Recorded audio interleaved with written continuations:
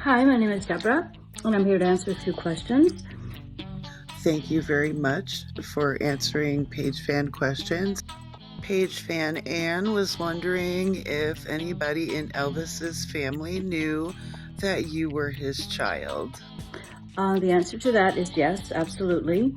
My grandmother knew at the time, and Jean Smith, who was my father's first cousin. Jean was born 6 weeks before my father, and so they were very close, like brothers. And Jean's family moved with my father's family from Tupelo to Memphis when they were 13. So they were together throughout their childhoods.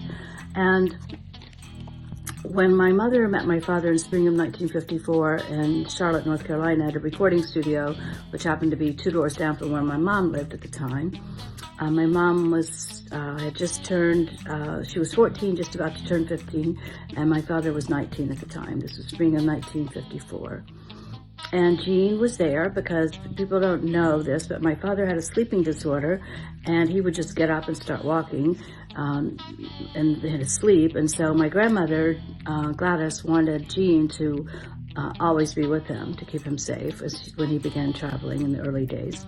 And actually, Jean drove him from 1955 until the early 60s when he retired from driving my father to concerts and places he needed to go. So Jean was there on the day that my parents met, and I found him on a talk show in 1988 when I was searching for people who would know something, because my mother was very reluctant to tell me anything. She was very protective of my father, and I didn't know myself the full truth until I was 21 years old, actually at the time when he allegedly died. Page fan Debbie was wondering if your mom had told Elvis about you. Of course, he knew from the very beginning, but again, this was in June of 1955. This is just before the Colonel entered his life and before everything changed for him. He was literally so poor then he had holes in the bottom of his shoes, Mama said, when he jumped up to catch lightning bugs. And so this was a really transitional point in time for him. So my mother married a boy she had known from high school that was very wealthy. I'm not saying that was the right thing to do at all, but she married into a wealthy family. The man she married had just gotten a brand new 55 Chevrolet for turning 16. And my father was walking and had no car and was just basically dirt poor. Jean had a car in his family that they shared. So yes, my father absolutely knew from the very beginning. And he was heartbroken because my mother chose money and security over love. And but while I was in the womb, he became known around the world. And by then, it was just the Colonel was not going to let anybody get in the way of him and my father's career. Page fan Mick was wondering if you had ever met Lisa Marie and if she knew what you thought about the two of you being half sisters, and what did she think about that? Actually, Lisa and I had several phone conversations, which I write about. We have common friends. She was very conflicted about things. Obviously, she was influenced by her mother, who was a Scientologist, and they did not want anything to interfere with the myth or the money. And I always knew where Lisa was. We lived very close to each other. I always knew how she was through a third party.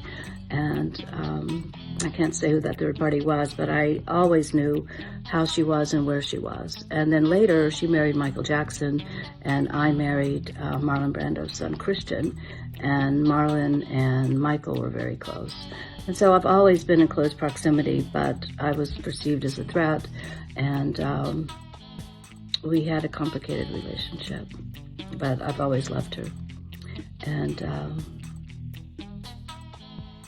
yeah, so yes. And we did have a very heated conversation, which I go into. but she was very young then. She was 21, and she was telling me that in no way would I ever get anything over her dead body, and she was very influenced by Scientology and by her mother. Page fan Laura had a question about health-related issues.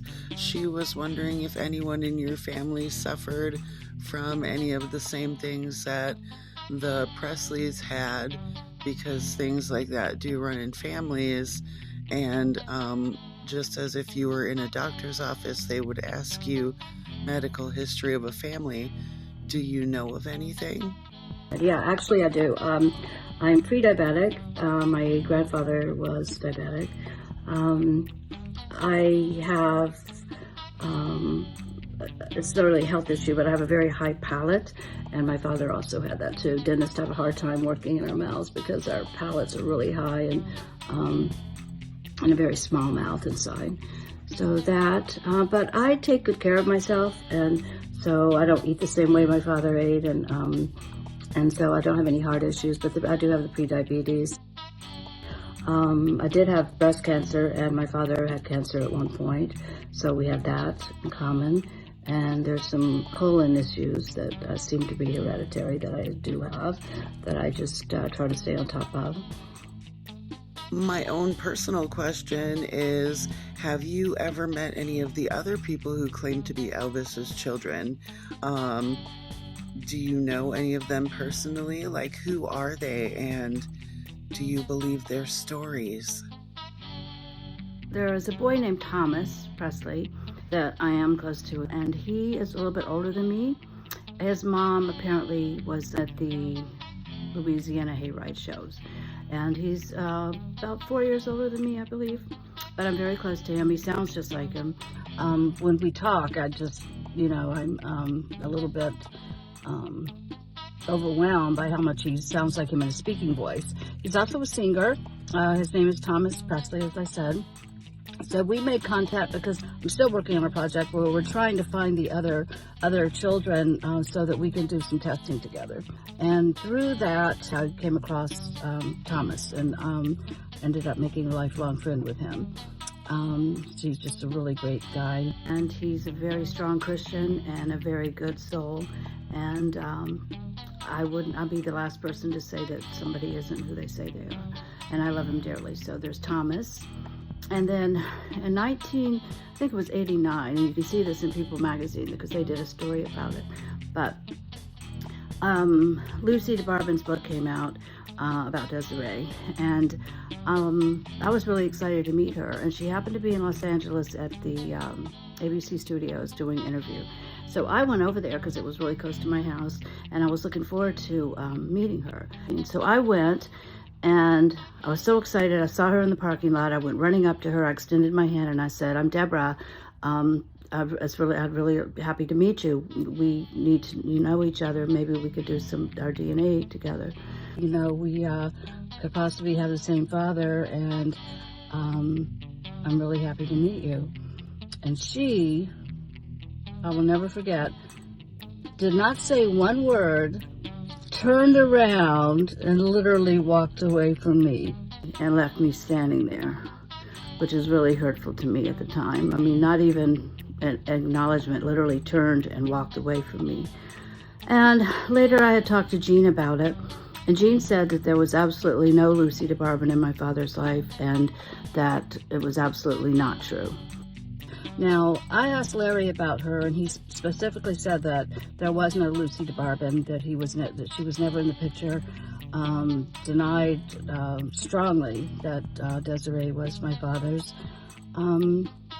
I had hoped that she was, because, to me, this is possibly one of my sisters. And so, again, Larry and Jean both told me that there was no Lucy DeBarban. So, like I said, I'm the last one who would say that someone's story isn't true, but I'm just saying what I was told. And fast forward about 3 years ago, her manager got a hold of me on Facebook and asked me if I would do DNA with her, that she was doing a documentary, and I was upset at the time, and I said no. Now, since then, I've tried to find her and not been able to get a response from her. And I know she's had a good life, and I think she lives nearby. So if she hears this, I would love her to reach out to me, because I'm a forgiving person, although that really hurt me at the time. And I wish her the best, actually. And I would invite her to do this project that I'm working on. Now, there's someone I think named Lisa Johansson. Now, that's a whole different story. I know that she's been, let's say, to court with Priscilla, and then I've heard rumors, but I don't know if they're true. I'm not saying they are, that Priscilla may have had a child before Lisa.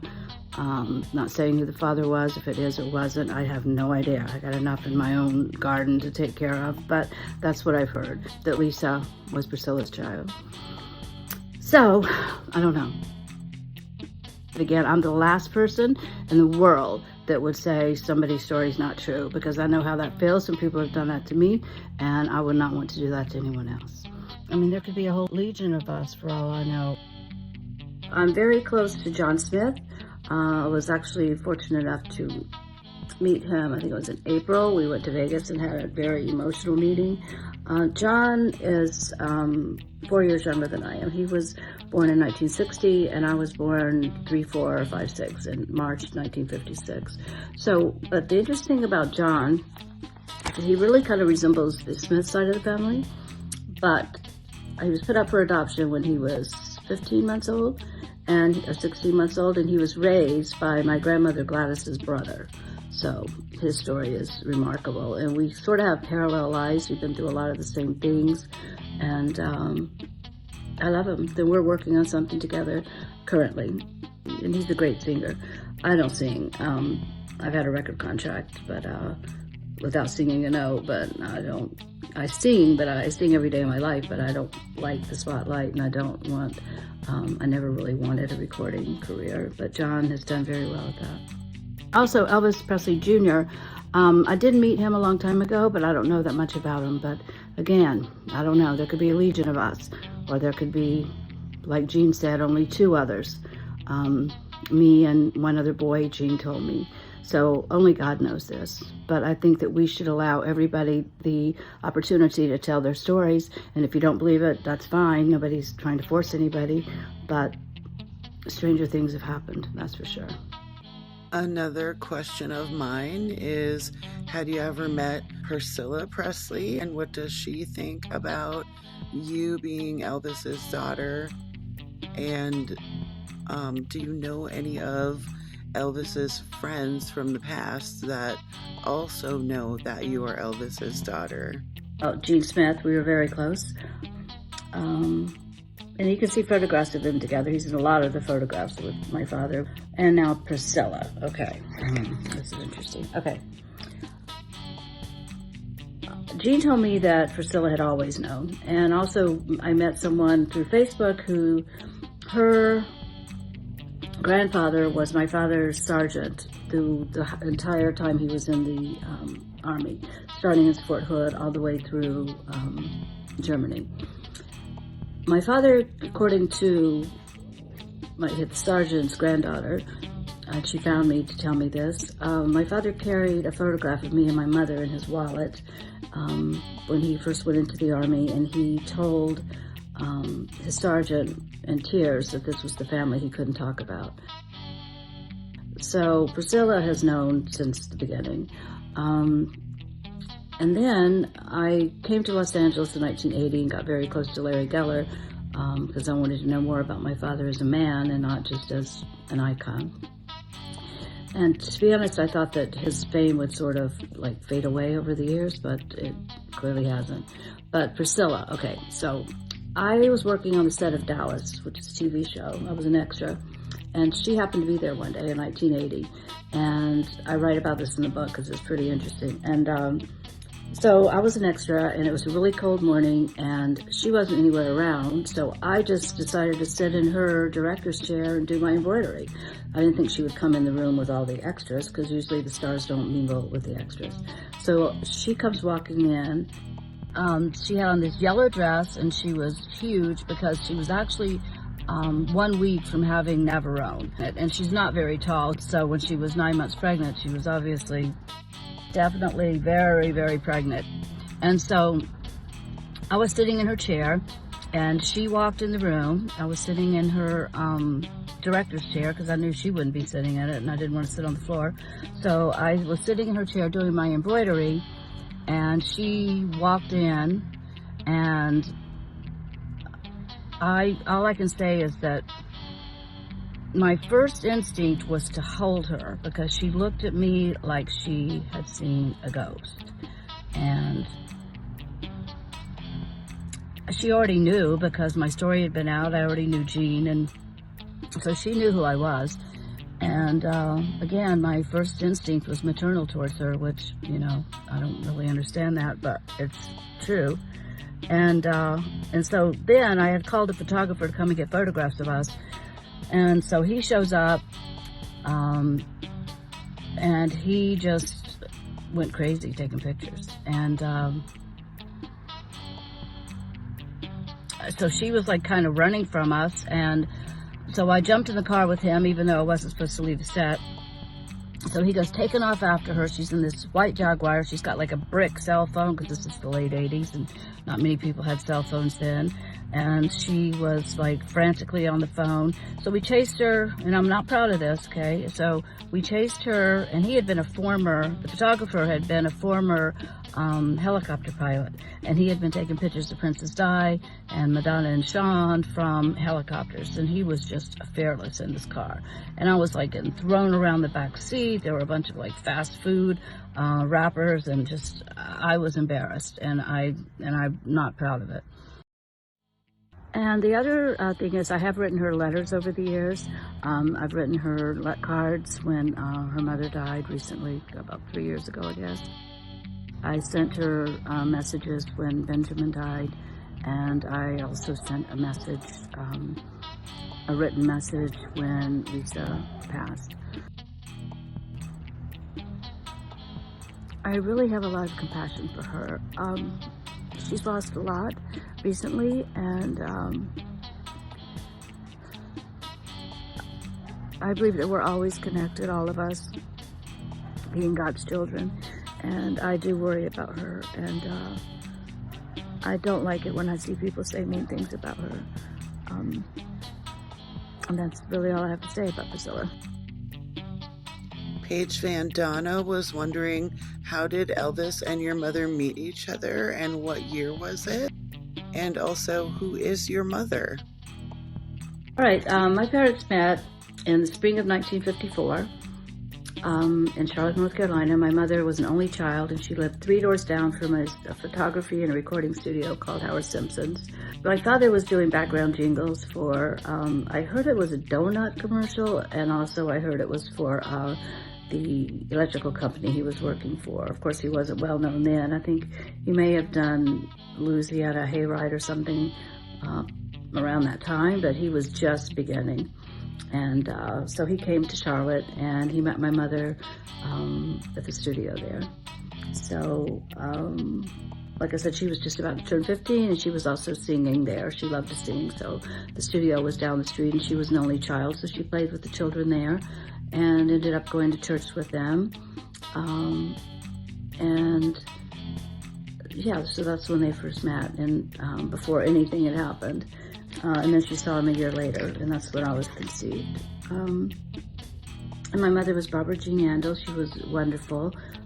She loved him so much that she protected him by keeping me a secret even from myself.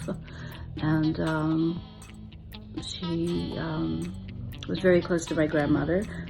They would talk on the phone, and so my father would call home every night to his mother, and his mother would be the liaison between he and my mother. And so my grandmother was fully aware of my mother's pregnancy and that she had married out of desperation, you know, and that time my father had nothing. This is in July of 55. And my mother married a local boy. She stayed married to him for 21 years. And then we had a few other fans wondering if you had ever met Elvis And if you did, what was he like? This is like very emotional, as you can imagine. I have very clear memories of being with him often as a small child, but starting when I was around 4, I was no longer allowed to meet with him because then I was going to be able to start talking. But I do remember seeing him and him holding me and feeding me oranges when we were in Florida, which I guess was probably when he was filming. I met with Colonel Parker. That was an interesting meeting. At the time, I did not know, but he did. But yes, I absolutely met him, and I have good memories, and I have memories even of my grandmother holding me. But they were sort of like buried, and they would come back in flashes. But I absolutely remember him holding me and feeling his my face and buried in his neck, and his hair was damp, and I guess he had been performing or maybe making movies. My mother, like I said, she didn't want to tell me a whole lot because she thought I was better off not knowing. In 76 and then again in 77, I was told to go to a private airport in my hometown, and that's when I met the colonel. He came and sat down and talked to me for over an hour, only I hadn't put all the pieces together at that point. He knew, but I didn't know at the time. I would absolutely love for you to tell me a little bit about your own personal life. When I came to Los Angeles in 1980, the first day I was here, Larry Geller scooped me up and took care of me, and I never left LA since then. I don't have any place in my heart for any arguing or fighting.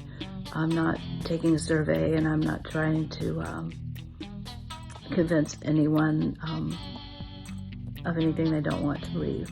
But the main thing about my father is that he was a spiritual being who truly, truly cared about human beings. And he did a lot more to help people than people know. And he continues to do that. And then if you want to have a few seconds to talk about your book, go ahead and do that. And I'll share the link for anybody who is interested in checking it out. Even though I called it Memoirs of a Starseed Child, and that was a title that my father had chosen for me to use. And I explained what a starseed child is, and there it isn't what people think it sounds like. You can get the book at DeborahPresley.com, which is my website, and there's also other stories and different things you could see there. The book will answer many questions, so hopefully, and that my book isn't a book about celebrity. It's actually, I considered it a spiritually healing story, where we all recognize that we come from one Father and that we're all connected. And we're here as spiritual beings having human experience. And my father was very aware of that too. And I just try to continue on with what he taught based on his belief system, which is my belief system as well. And just the way I was raised, which is different than most, because most people don't believe in reincarnation. Well, most Christians in America don't. Actually, most of the world does believe in it. But and believing that we create our own realities and none of us are victims. We're all where we're supposed to be exactly, so that we can learn and help one another. That's my whole purpose. I want to help other people who have been through things like not knowing who their father was or where they came from, or rejected by him. I wasn't rejected, but in some ways it feels abandoned, and like abandonment at times. But I also realize that isn't the case either, that he did the best he could with what he had to deal with at the time. So, again, I'm not here to fight or argue, and again, thank you for asking the questions. If you have any more, I'll be happy to answer those. And also, you could order the book from Amazon or Barnes & Noble, but if you want a signed copy, I'll do it at my website. Thank you so much for doing this with us, and always remember that haters hate, and there's nothing you can do about that. But everybody has their own story. It doesn't matter what anybody else thinks. We all wish you well, and help you the best in the future. I thank you again for the opportunity. And Merry Christmas. I do appreciate it. You can reach me on my website if you want, or on my Facebook. Okay, bye-bye.